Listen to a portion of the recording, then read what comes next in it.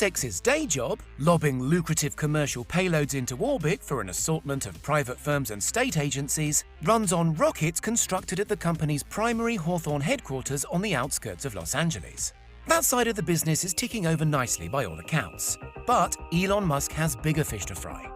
"We're trying to build a massive fleet to make Mars habitable," he said on more than one occasion.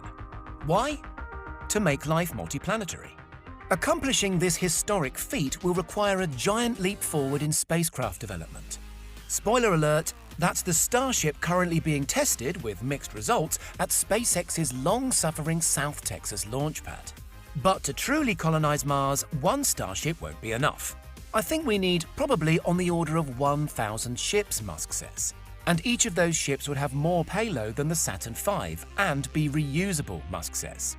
The SpaceX CEO has set himself the ambitious long-term goal of ultimately running 3 Starship flights a day, each lugging 100 tons in payload and passengers to and from the SpaceX's day job, lobbing lucrative commercial payloads into orbit for an assortment of private firms and state agencies, runs on rockets constructed at the company's primary Hawthorne headquarters on the outskirts of Los Angeles.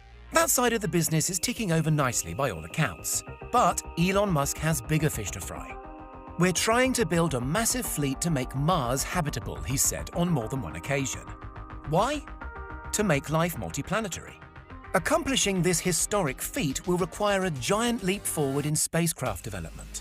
Spoiler alert, that's the Starship currently being tested, with mixed results, at SpaceX's long-suffering South Texas launch pad. But to truly colonize Mars, one Starship won't be enough. "I think we need probably on the order of 1,000 ships," Musk says.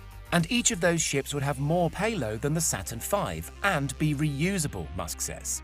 The SpaceX CEO has set himself the ambitious long-term goal of ultimately running 3 Starship flights a day, each lugging 100 tons in payload and passengers to and from the SpaceX's day job, lobbing lucrative commercial payloads into orbit for an assortment of private firms and state agencies, runs on rockets constructed at the company's primary Hawthorne headquarters on the outskirts of Los Angeles. That side of the business is ticking over nicely by all accounts. But Elon Musk has bigger fish to fry. "We're trying to build a massive fleet to make Mars habitable," he said on more than one occasion. Why? To make life multiplanetary. Accomplishing this historic feat will require a giant leap forward in spacecraft development.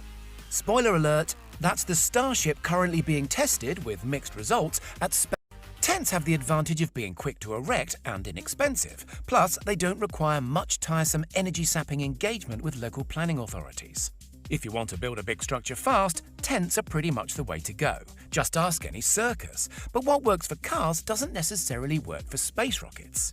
For instance, 2 of the most important and largest tents on the Boca Chica manufacturing site, referred to as segment manufacturing tents number 1 and number 2. That's where the stainless steel rings forming most of the visible fuselage are assembled, as well as the internal bulkhead domes. These tents by themselves are plenty long, but they aren't quite tall enough from the ground to the roof. So SpaceX brainiacs hit upon a mad idea: jacking up their tent on a layer of shipping containers. It's true, and ratchet as that sounds, it actually makes sense. Like tents, shipping containers don't need formal planning authorization, and certainly no foundations. They're easy to reconfigure. They're heavy too, handy in windy spots like Boca Chica, and they can be used as storage or even offices. Another neighboring long tent, with an onion-shaped end, is used for assembling the rocket nose cones and rests, reportedly not on 1 but 2 layers of shipping containers. What works, works. The tents have the advantage of being quick to erect and inexpensive, plus they don't require much tiresome energy-sapping engagement with local planning authorities. If you want to build a big structure fast, tents are pretty much the way to go. Just ask any circus. But what works for cars doesn't necessarily work for space rockets. For instance, 2 of the most important and largest tents on the Boca Chica manufacturing site, referred to as segment manufacturing tents number 1 and number 2.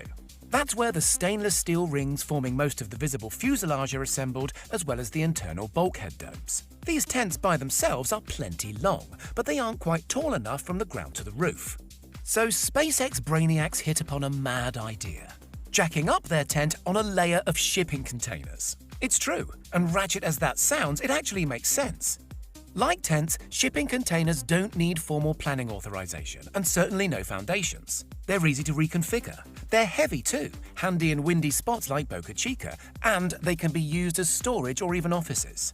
Another neighbouring long tent with an onion-shaped end is used for assembling the rocket nose cones and rests, reportedly not on one but 2 layers of shipping containers. What works, works. The tents have the advantage of being quick to erect and inexpensive, plus they don't require much tiresome energy-sapping engagement with local planning authorities. If you want to build a big structure fast, tents are pretty much the way to go. Just ask any circus. But what works for cars doesn't necessarily work for space rockets. For instance, 2 of the most important and largest tents on the Boca Chica manufacturing site, referred to as segment manufacturing tents number 1 and number 2. That's where the stainless steel rings forming most of the visible fuselage are assembled, as well as the internal bulkhead domes. These tents by themselves are plenty long, but they aren't quite tall enough from the ground to the roof. So SpaceX brainiacs hit upon a mad idea. When one Twitter user noted that a temporary staircase up to the roof of High Bay was being dismantled, Musk remarked that from now on, workers would use a catapult and air mattresses to land on the roof, then base jump off. Well, if anybody can do it. There's also an outpost of the University of Texas Rio Grande Valley on site, situated in the fancifully named Stargate Technology Center.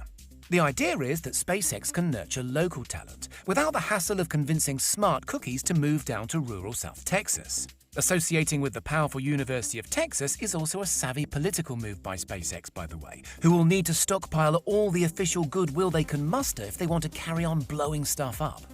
A skilled workforce and well-established workflows with lots of opportunity for feedback and innovation are the secret, Musk believes, to iterating fast and scaling up production. For instance, stainless steel barrel production for the fuselage of Starship has been at 2 barrels a day. But the target is soon to reach a production cadence of 4 barrels a day. When one Twitter user noted that a temporary staircase up to the roof of High Bay was being dismantled, Musk remarked that from now on, workers would use a catapult and air mattresses to land on the roof, then base jump off. Well, if anybody can do it. There's also an outpost of the University of Texas Rio Grande Valley on site, situated in the fancifully named Stargate Technology Center. The idea is that SpaceX can nurture local talent without the hassle of convincing smart cookies to move down to rural South Texas.